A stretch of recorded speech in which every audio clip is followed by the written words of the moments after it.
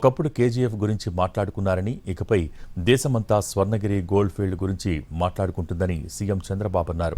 గత ప్రభుత్వం పరిశ్రమల్ని తరిమేసిందని, కడపలో స్టీల్ కంపెనీ పేరుతో నాయకులు డ్రామాలాడారని విమర్శించారు.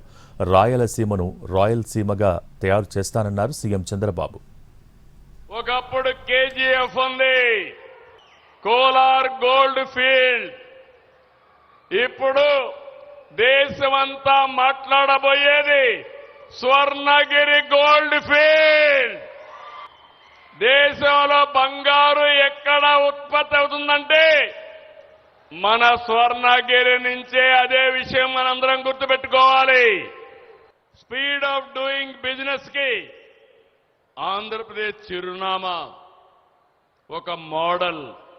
గతంలో గత ప్రభుత్వం వాటాల కోసం, అక్రమ సంపాదన కోసం ఇండస్ట్రీని వేధించి తరిమేశారు. ఈరోజు మీరు చూస్తే ఆంధ్రప్రదేశ్కి పారిశ్రామికవేత్తలు క్యూ కడుతున్నారంటే అది తెలుగుదేశం ఎన్డీఏ ప్రభుత్వం యొక్క ప్రత్యేకత. గడచిన ప్రభుత్వాలు కానీ నాయకులు డ్రామాలాడారు. బ్రహ్మణి స్టీల్ అన్నారు, భ్రమ కల్పించారు, పెద్ద అవినీతి చేశారు. తర్వాత ఫౌండేషన్ వేశారు. అది ఎక్కడుందో తెలియదు.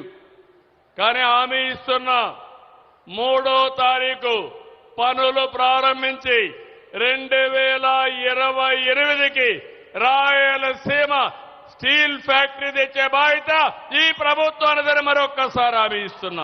రాయలసీమని రాయల్ సీమగా తయారు చేసే బాధ్యత మాది. రాయలసీమ అంటే ఆ రాయల్టీ రావాలి. మీరెక్కడికి పోయినా కాళ్ళరెగరేసుకుని నాది రాయలసీమ అని చెప్పంగానే మీకు గౌరవించే బాధ్యత తీసుకొచ్చే బాధ్యత నాది.